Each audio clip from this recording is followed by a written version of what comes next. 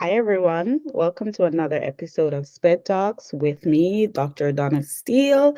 This is the third episode of our new teacher edition, and we will be focusing on behaviors. That thought left my brain just a while ago. But we will be focusing on mitigating or minimizing challenging student behavior. So I'll provide you with 10 tips on how to do that. But before I delve into the episode, I want to apologize for the late submission of this episode last week. Life was life in, as these Gen Z would say.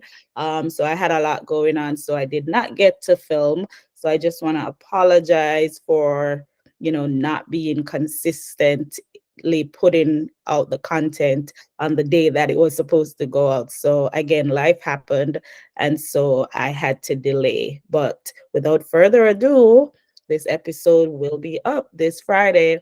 So yes. So let's delve into the 10 tips to minimize challenging student behavior.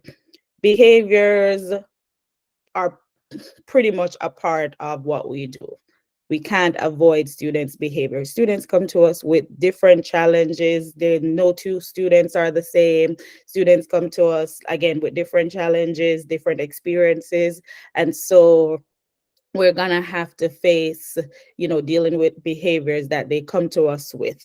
Do we like dealing with behaviors? Not at all. But as parents too, if you're a parent, that is something that we also deal with in that realm of our lives. So can't be avoided. So for my new teachers and even my seasoned teachers, this episode is very critical to the success of your classroom management, as well as your students' overall students' achievement. So my first tip is to establish routines. You want to have that schedule of activities that students are aware of, what's happening throughout the day. Starting from, if possible, and every teacher should really have a schedule of activities that show what happens from the very minute students enter your room until the very last um, activity at the end of the day. So you want to have those schedule of events, schedules of activities, a timetable, whatever you refer to it as. I know a lot of countries refer to different names. In Jamaica, we call it a timetable. Here in the US, we call it a schedule of activities. You want to make sure that students are aware of that. Some students, especially students who have autism or students who are on the spectrum, some of them may require what we call a visual schedule. So that might not be a schedule just with words and times, but maybe visuals of the specific activities that might be coming up, especially for students who are nonverbal. So you want to pay attention to, how you can differentiate your schedule so that your students can benefit from it. Why is establishing routines important for minimizing behaviors?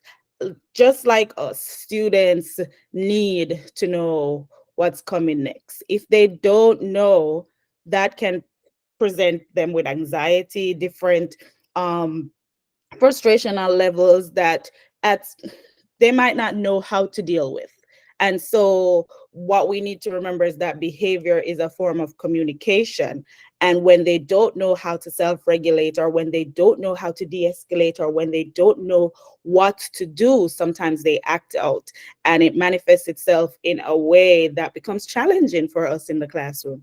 So providing them with that established routine is very important, so that they know what's coming next and they're not surprised, especially those students on the spectrum. They're not surprised where their anxiety goes through the roof and they, act out. So you want to make sure that you have a schedule and routines of activities. Um, Tip number two, you want to establish clear expectations. Clear expectations. Why are clear expectations important? The very first week of instruction, that's what you want to spend that whole time pretty much focusing on what are the expectations of my classroom, what are the expectations of this school, what are the expectation of a single activity. You want to make that very clear, because once students know what the expectations are, they will understand that if they fail to follow those expectations, that means there are going to be consequences. So you want to lay out what the expectations are. The expectations are during reading, I expect you to be prepared. I expect you to sit in the reading corner and do this for 20 minutes. Things like that. You want to be explicit in explaining what those expectations are. The expectations not only provide structure, having knowing what those expectations are, it provides structure for you, it provides structure for the student. It also makes the student, for want of a better word, it makes them feel secure and safe when they know what those expectations are. They don't want a surprise. They don't want to know that, oh, I'm changing this and this was not the expectation. Brings chaos, and with chaos brings anxiety, and with anxiety you're gonna have maladaptive behaviors. You're gonna have those challenging behaviors. So you want to be clear and direct in your expectations. Along with that, I will also say that when you highlight or outline rather your expectations, you also want to outline the possible consequences of not meeting those expectations, um, so that students are aware of what those consequences will be. You don't want to just lay out the expectation. I expect you to do this. I expect you to do that. But then you also want to show them, if this is not done, then this might be the consequence, so that going forward, student can avoid a consequence and carry out the expectations as you wish. Does that make sense? So yes, while setting those clear expectations, also set those clear consequences that are in alignment with the expectations. And a consequence doesn't necessarily have to be something, yes, usually when we give a consequence, it's punitive. But I'll talk about it a little bit more in terms of another tip that I do have, and I'll try to bridge that gap, that, if there are any confusion as to what I mean. So 2, establish clear expectations. 3, ignore what we call inconsequential or minor infractions. Again, behavior is a form of communication. Now, if a student is doing something that doesn't necessarily take away from your classroom, your lesson, doesn't take away from the activity that you're doing, ignore it. Ignore it. You want to ignore that behavior. Again, behavior, when students exhibit behavior, it's a form of communication. In this case, it could be that they're seeking your attention. They're seeking your attention in order to seek your attention, they're doing something negative to get that attention. However, if it's not a behavior that is disruptive, that is challenging enough, then you want to just act like you don't even see it. You don't even see it. And I promise you, after you've ignored that behavior, they will stop, because they're not getting the attention that they want. And so they will eventually figure it out and just stop. So if it's a minor behavior that doesn't take away from what you're trying to achieve, ignore it. I do that even with my own child. Ignore it, and I promise you, 9 out of 10 times they'll come around. So you want to ignore that minor infraction, those inconsequential behaviors. You want to ignore that. My 4th tip is to avoid a power struggle. Avoid a power struggle. A big part of minimizing behavior is that relationship that you build with your students. So all of these tips doesn't necessarily will work unless you are trying to actively build a relationship with student. And a big part of that is the power struggle that sometimes we as teachers try to, or as the adult in the situation, try to exert or authority. And we don't really need to do that because you're the teacher and it's very clear. But sometimes in doing so, trying to exert or authority, or students take that in a negative way. And so if they don't have that relationship with you, they're going to go toe to toe with you. And it's for you as the adult to not engage in a power struggle. You're the teacher. You don't have to exert that authority. You don't have to say, I'm in charge. You're in charge. And they know you are in charge. But sometimes, for whatever reason, they may push that envelope and engage in a behavior that becomes pretty much detrimental to the whole situation, because now when you engage in that power struggle with that student, it spills over to others, the other students, and we don't want that. You as a teacher should make your position be known. This is what I want. Don't engage in a back and forth banter with the student. This is what I want you to do. I've stated it once, and you just leave it there. Don't go back and forth with the student. At the end of the day, you're the professional, you're the adult in the situation.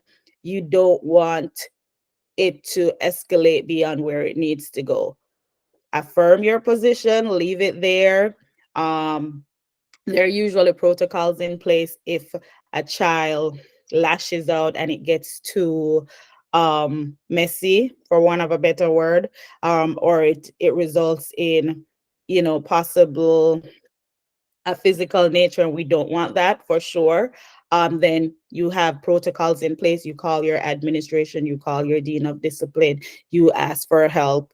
But don't engage in that power struggle, that back and forth banter with students. I promise you, it's not worth it. And there's no need to assert who you are. They know who you are. They know you're the one in charge. Um, and for whatever reason, sometimes they will feel like to, ruffle those feathers. In that situation, you want to remain calm. I can't stress enough how calm you should remain whenever it gets like that. Um, but again, a big part of behavior has to do with relationship. And if students feel safe with you, you won't have to engage in a power struggle with them, and they won't have to try to, you know, try to take you there. Um, they won't try to battle with an authority figure if they do feel that relationship. So while these tips are great suggestions, and have worked, they don't really work without some form of relationship that you're building with the student. So that leads me to number 5, tip number 5. Listen actively. Be an active listener for your students. Think about when something doesn't go your way and you want to vent, but no one listens. It angers you, don't it? It's the same thing with students, especially students who are on the spectrum, who have that challenge, that communication challenge, and that social challenge. They are gonna get mad if you don't listen. So you wanna listen. And when I say active listening, that's exactly what I mean. You're not doing any talking. You're just listening. And it doesn't matter what they're telling you, you're just listening. It could be it could be a skewed perspective of what they think is happening. No problem. Just listen. Sometimes they just need to vent, even if it's not accurate what they're saying, but just listen. Be that listening ear that they need in that moment. Be that teacher who listens.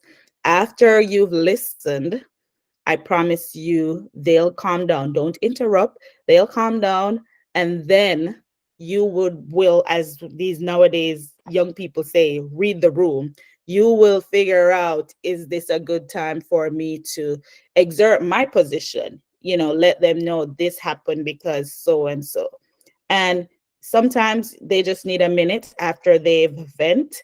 You give them time. And then once they've calmed down, you may want to approach the student to have that dialogue, in terms of, your perspective, their perspective. But you're not going to get anything back in return if you don't listen, especially preteens and teenagers. That's one of the biggest complaint. Parents don't listen, teacher don't listen, authority figures don't listen. So you want to provide a listening ear as much as possible. And after you've listened, you could say, now it's my turn. Is it okay if I speak my piece and you actively listen in the same way I respected you? But yeah, make sure you're actively listening. Number 6, provide choices. This one, I think a lot of us educators feel like if we give students choices, we're giving up our authority. But think about it, throughout the whole day, um, we've been providing all the demands, we've been providing all the expectations of what students need to do. So if you give in once where you're providing them with a choice between an activity or between a simple piece of resource, that makes them happy. We don't want to have sad students to start off with. So whenever possible, provide them with choices once it's within reason, once it's within the expectations of the class, and not something arbitrary where you're just saying, oh, here's a choice that has no bearing on what you're doing in that moment. um, it could be, even for an activity, it could be, instead of reading a book, you listen to a book being read.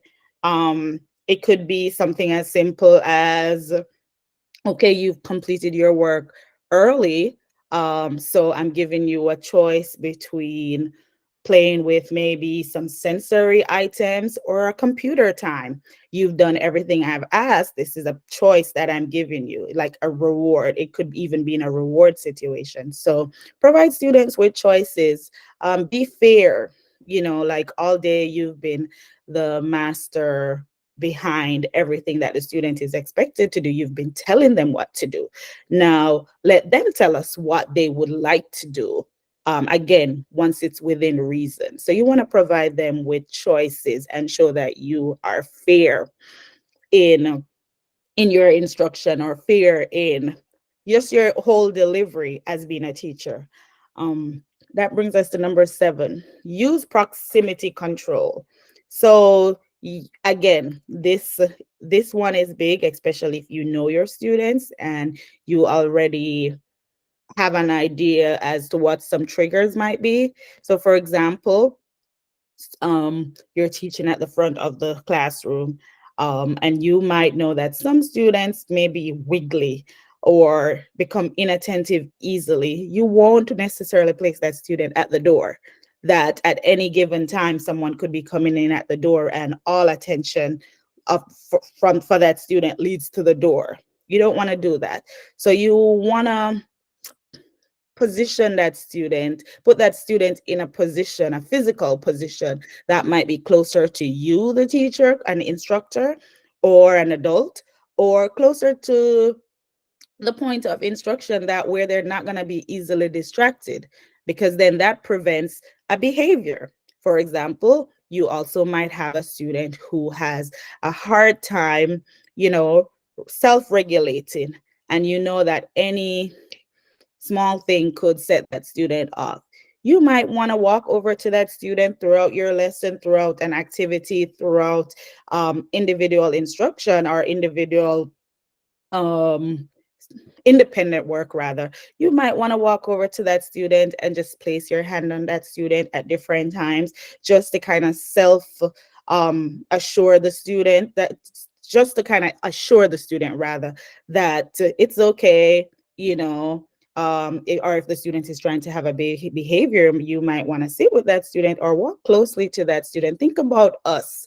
Think about if we are out or in our staff meeting, for example, and we're talking to our closest teacher friend, and the administrator is up by the front of the room instructing or presenting on something, but you're talking to your teacher friend. If that administrator were to walk over to us, we would be quiet, right? We would stop the behavior. We would be mindful of that. It's the same thing with students. You want to position yourself, you want to be in the proximity of where the behavior is likely to happen to minimize that negative behavior. So use of proximity control is our number 7th tip. Number 8, use positive reinforcement. It's always easy for us to use negative reinforcement and instantly go to punitive or punishment for our students.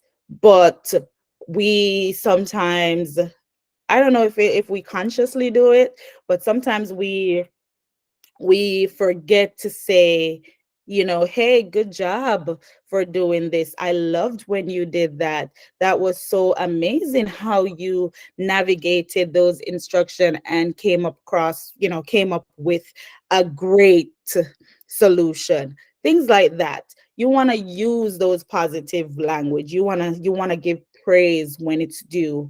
You want to give a pat on the back when it's due, as much as possible. Let's not focus on only the wrong that students do, focus also on the right that students do, and use those positive reinforcement to get students to comply with behavioral expectations within the classroom.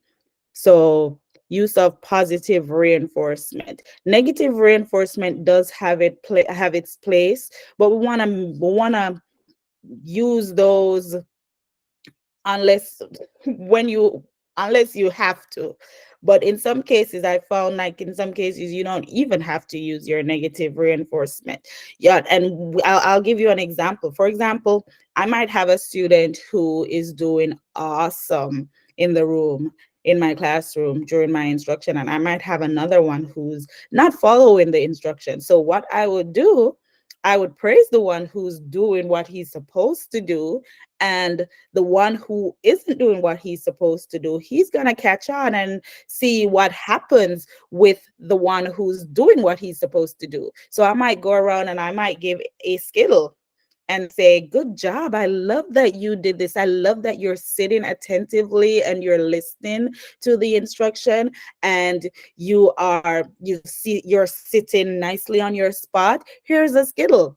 Now the one who's not doing what he's supposed to do, he's going to fix his behavior, because guess what? He wants to be rewarded too. He wants to get a skittle. So I promise you it works. He might just start sitting upright and sit nicely on his spot and do copy what the other one is doing. So sometimes you have to use your head and just kind of go in those tools that you have hidden, the same thing that you do with your own child. It works with your school children as well. It's just you trying to outsmart them and them realizing that they are adhering to the expectation without even trying to adhere to it. So you want to use positive reinforcement for sure.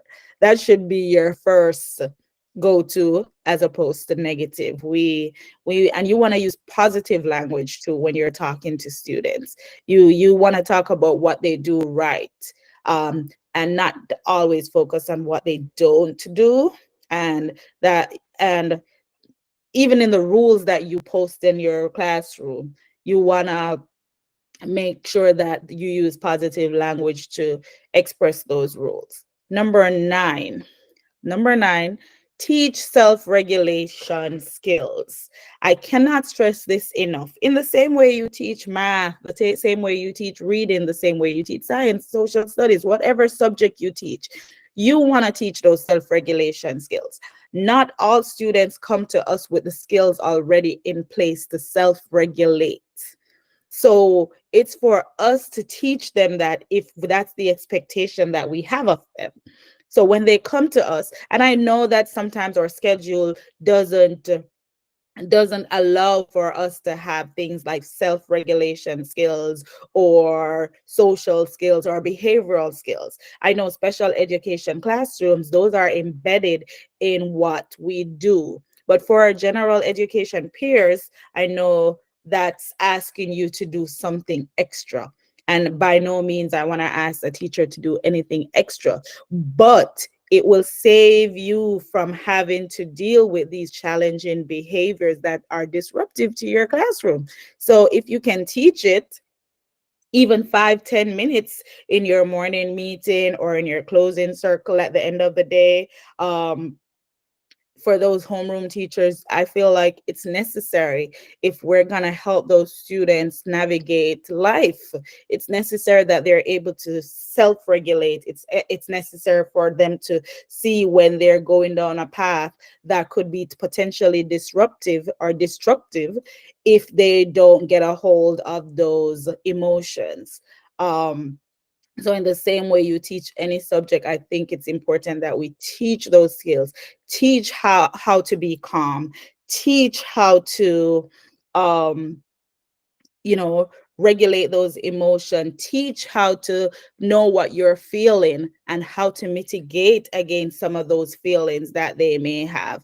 I am feeling mad, does that mean I go ahead and tear this room up or throw a chair or throw a table? No, it's not okay. So I need to teach you how, what better ways are there to self-regulate. So if I feel like throwing a chair, what's the alternative to throwing a chair? What is something I could do instead of throwing a chair? I could draw about it, I could write about it, I could engage in calming techniques. Like, we definitely need to teach these children how to self-regulate and to get those emotions in check, because we take it for granted that, again, that they come to us knowing this.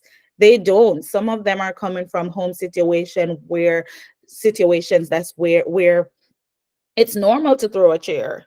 It's normal to hit someone if I'm angry. It's normal to elope if I don't want to do something. It's normal to tear my workbook apart if this work is too challenging.